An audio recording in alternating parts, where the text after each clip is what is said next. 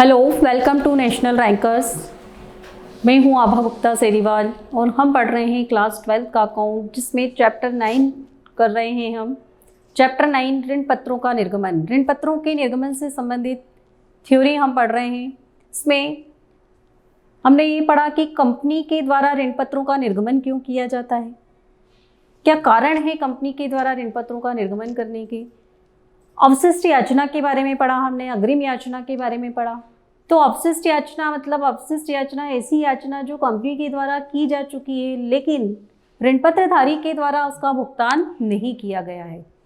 तो जब ऋणपत्रधारी के द्वारा कंपनी के द्वारा मांगी गई राशि का भुगतान नहीं किया जाता है तो ऐसी दशा में कंपनी अंशों की तरह ऋणपत्रों का हरण नहीं कर सकती। जिस तरह से कंपनी अंशों को हरण कर लेती है, अंशों को जब्त कर लेती है, उस तरह से कंपनी को यह अधिकार नहीं होता है कि वो ऋणपत्रों को जब्त कर सके या उनका हरण कर सके। जब कोई अंशधारी ऋणपत्रों पर किसी याचना राशि का भुगतान नहीं करता है तो कंपनी उसके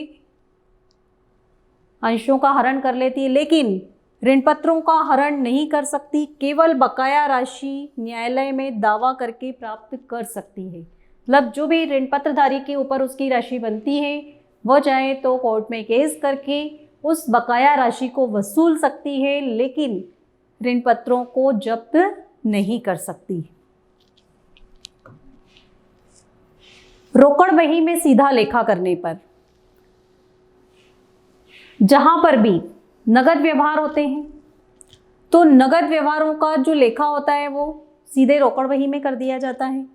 वहाँ जनरल प्रविष्टियाँ नगद व्यवहारों को छोड़कर की जाती है। अर्थात जो बैंक वाली एंट्रीज हैं, आपको ध्यान रखना है, जब भी आपको क्वेश्चन में ऐसा कहा जाता है कि कंपनी के द्वारा सीधे रोकड़ बही में लेखा किया जाता है तो फिर उस कंडीशन में हमें क्या करना है कि जब भी हम उस क्वेश्चन को सॉल्व करेंगे, क्योंकि इसके बाद हमें न्यूमेरिकल प्रॉब्लम्स की ओर जाना है, तो न्यूमेरिकल प्रॉब्लम्स में आपको ये कंडीशन आ सकती है कि जब कंपनी के द्वारा रोकड़ पुस्तक में सीधे लेखा किया जाता है तो इसका मतलब ये है कि जो बैंक वाली एंट्रियां हैं वो आपको जर्नल में नहीं लिखनी है, वो आपको सीधे कैश बुक में ले जानी है। और जो बाकी ड्यू वाली एंट्रीज हैं और जो ट्रांसफ़र वाली एंट्रीज हैं वही आपको जर्नल में करना है। बाकी एंट्रीज हमें कैश बुक के जो बैंक कॉलम वाली कैश बुक है उसमें लेके जाना है। अर्थात रोकड़ व्यवहारों की प्रविष्टियां रोकड़ बही में की जाती हैं और गैर रोकड़ व्यवहारों की प्रविष्टि जर्नल में की जाती है।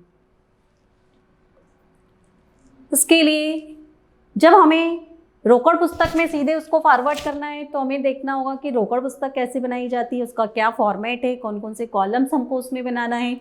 तो ये देखिए उसका फॉर्मेट प्रोफार्मा आप कैश बुक लिखेंगे हम और ब्रैकेट में लिख देंगे बैंक कॉलम ओनली, क्योंकि इसमें शेयर और डिबेंचर से रिलेटेड जितने भी ट्रांजैक्शन होते हैं वो बैंक के थ्रू होते हैं, तो इसलिए कंपनी अपने यहाँ पर बैंक कॉलम मेंटेन करती है। कॉलम हो जाएगा date particular amount, date particular amount, debit में भी और क्रेडिट में भी। इसके अलावा क्योंकि ये कैश बुक है तो कैश बुक में जितनी भी रिसीप्ट्स होती हैं, जितनी भी प्राप्तियां होती हैं वो सब डेबिट साइड में लिखी जाती हैं और जितने भी भुगतान होते हैं, पेमेंट्स होते हैं वो सब क्रेडिट साइड में लिखे जाते हैं। तो इस तरीके से देखिए आप, अगर एप्लीकेशन की राशि मिलती है, एप्लीकेशन का अमाउंट कंपनी को मिलता है तो वो लिख देगी टू डिबेंचर एप्लीकेशन अकाउंट।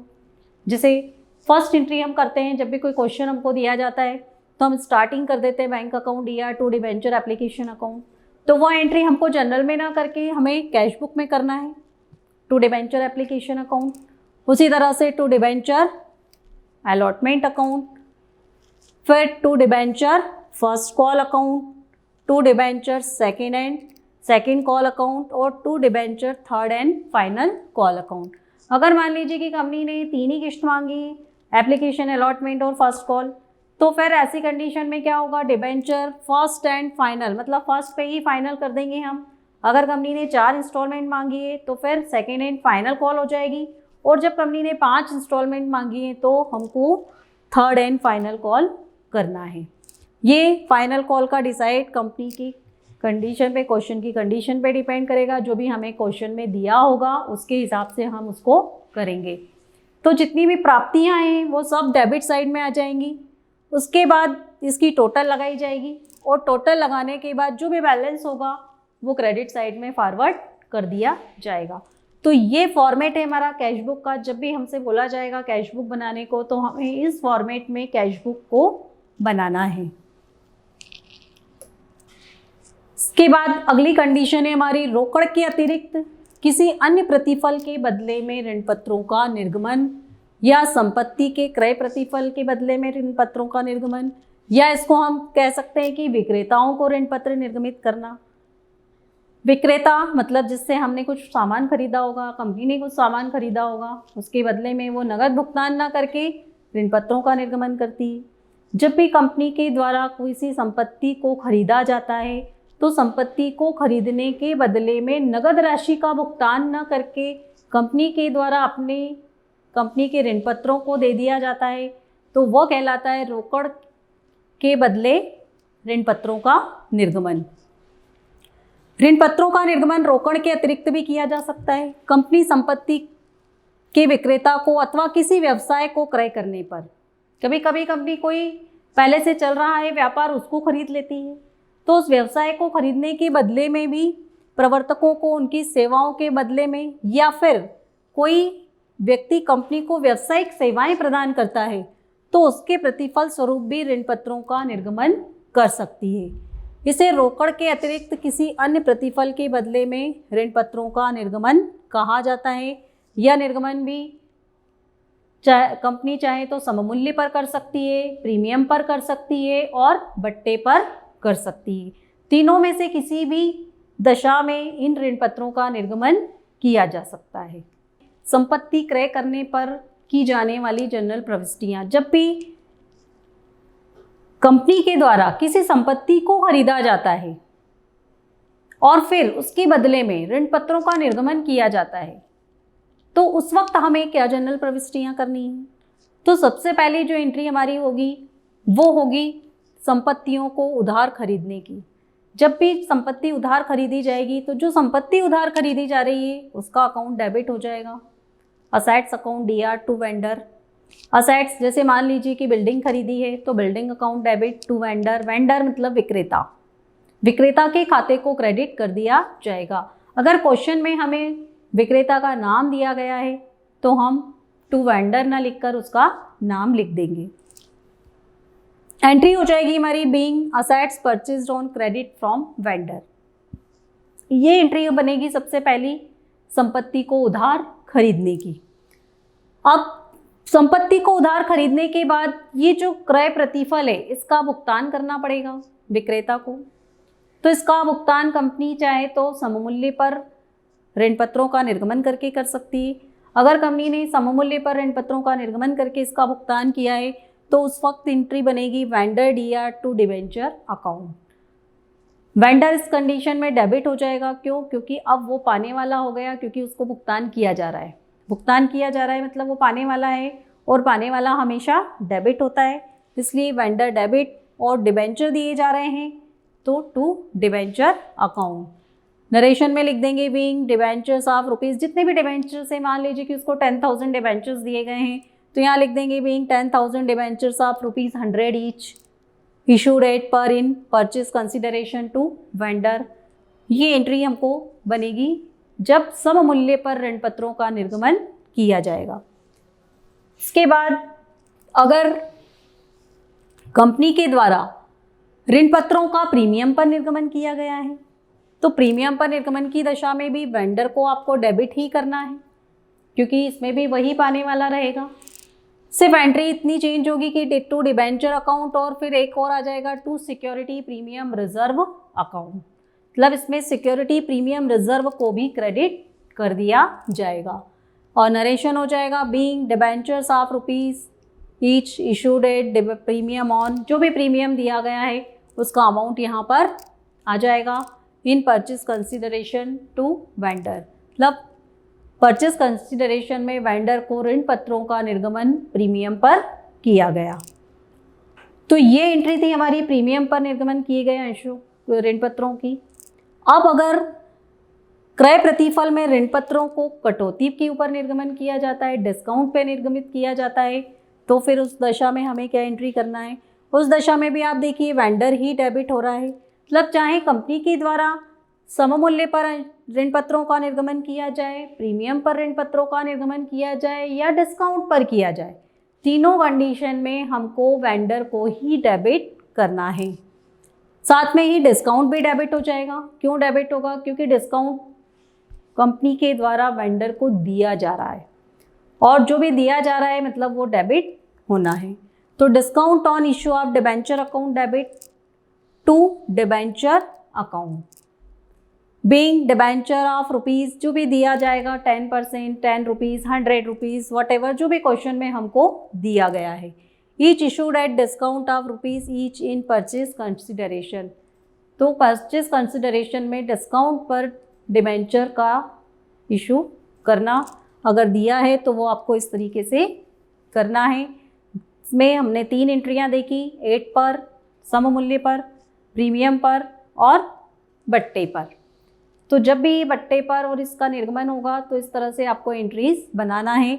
इसमें से कोई एक एंट्री बनेगी, एक एंट्री बनेगी आपकी संपत्ति को खरीदने की, 2 एंट्री आपको कुल मिलाकर बनानी है। तो अब इनमें से कौन सी एक एंट्री तो आपकी कंफर्म है संपत्ति को खरीदने की, जो फर्स्ट वाली मैंने आपको बताई। बाकी 3 एंट्री में से कोई एक एंट्री आपको करना रहेगी, तो वो आपकी क्वेश्चन की कंडीशन पे डिपेंड करेगा। इसके बाद ऋण पत्रों की संख्या की गणना। अब जब भी ऋण पत्रों का निर्गमन किया जाता है तो उनकी संख्या निकालना होती है, क्योंकि कभी सममूल्य पर उसका निर्गमन किया जाता है, कभी बट्टे पर निर्गमन किया जाता है, कभी प्रीमियम पर निर्गमन किया जाता है। तो अलग अलग दशाओं में कंपनी के द्वारा अलग अलग संख्या होती है ऋण पत्रों की। तो वो क्या संख्या होती है, किस तरीके से उसको निकाला जाता है, उसके संबंध में कुछ फार्मूले हैं। देखिए आप, जब ऋण पत्र सममूल्य पर निर्गमित किए जाएं, तो जब ऋण पत्र सममूल्य पर निर्गमित किए जाएंगे तो ऐसी दशा में हमको क्या करना होगा, नंबर ऑफ डिबेंचर्स निकालने के लिए हमें ये देखना पड़ेगा कि कंपनी को प्रतिफल का भुगतान करने के लिए कितने ऋण पत्रों का निर्गमन करना पड़ेगा। तो उसके लिए परचेज कंसीडरेशन अपॉन में इशू प्राइस पर डिबेंचर 8 पर, टोटल जो परचेज कंसीडरेशन है उसको हम सबसे पहले लिखेंगे। जैसे कि मान लीजिए कंपनी ने 3 लाख रुपए में एक मशीन को खरीदा है और उसका भुगतान 100 रुपये वाले ऋण पत्रों में किया है, तो 3 लाख हम ऊपर लिख देंगे और इशू प्राइस 100 रुपये, 100 को हम यहाँ नीचे लिख देंगे। 3 लाख अपॉन में 100, दोनों को कैंसिल करने के बाद जो बचेगा वो नंबर ऑफ डिबेंचर कहलाएगा। इसके बाद जब ऋण पत्र पर कटौती पर दिए जाएं, जब ऋण पत्र कटौती पर दिए जाएं तो ऐसी दशा में हमें डिस्काउंट की राशि निकालना होती है। तो देखिए आप, नंबर ऑफ डिबेंचर्स हमको कैसे निकालना है, परचेज कंसीडरेशन अपॉन में आ जाएगा issue price per debenture at discount. पर डिबेंचर जो है डिस्काउंट के साथ वो आपको इसमें नीचे लिख देना है। इसी तरह से जब प्रीमियम पर निर्गमित किए जाएं ऋण पत्र, तो फिर हमको क्या एंट्री करना है, देखिए अब, तो फिर हमको कैसे उसका निकालना है कि कितने डिबेंचर कंपनी के द्वारा दिए जा रहे हैं। ये निकालने के लिए हमको number of debentures equal to purchase consideration upon में issue price per debenture at premium. जैसे कि 100 रुपीज़ का जो डिबेंचर था वो कंपनी ने 110 में दिया, तो यहाँ पर आ जाएगा 110 और ऊपर आ जाएगा 3 लाख। तो जो भी अमाउंट आएगा, जो भी बाकी का बचेगा वो नंबर ऑफ डिबेंचर कहलाएगा। तो जब भी कंपनी के द्वारा निर्गमित किए गए ऋण पत्रों की संख्या निकालना हो तो आपको ये फार्मूले तो याद करना है, और उसमें अगर सम मूल्य पर दिए हैं तो आपको ये लगाना है, डिस्काउंट पर लगा दिया गया है तो उसमें ये फार्मूला लगेगा, और अगर प्रीमियम पर ऋण पत्रों का निर्गमन किया गया है तो उस वक्त आपको ये वाला फार्मूला उसमें लगाना है। अब व्यवसाय को क्रय करने पर कंपनी चाहे तो किसी दूसरे व्यवसाय को खरीद सकती है जो पहले से ही चल रहा है। सेम प्रकार की 2 बिजनेस करने वाली जो कंपनियां होती हैं तो वो आपस में एक दूसरे की कंपटीशन को ख़त्म करने के लिए क्या करती है, एक कंपनी दूसरी कंपनी को खरीद लेती है। तो ऐसी दशा में हमें एंट्री करना है सन्ड्री एसेट्स अकाउंट या टू सन्ड्री लायबिलिटीज़ अकाउंट और टू वेंडर अकाउंट। तो सन्ड्री एसेट्स में जो भी एसेट्स की वैल्यू रहेगी वो लिखी जाएगी, लायबिलिटीज़ में जो भी एसेट लायबिलिटीज़ की वैल्यू है वो, और वेंडर के अकाउंट में जो भी परचेज कंसीडरेशन नगद में भुगतान किया गया है उसका लेखा उसमें किया जाएगा। और नरेशन हो जाएगा being assets and liabilities of vendor purchase, the vendor की असेट्स एंड लायबिलिटीज को परचेज किया गया।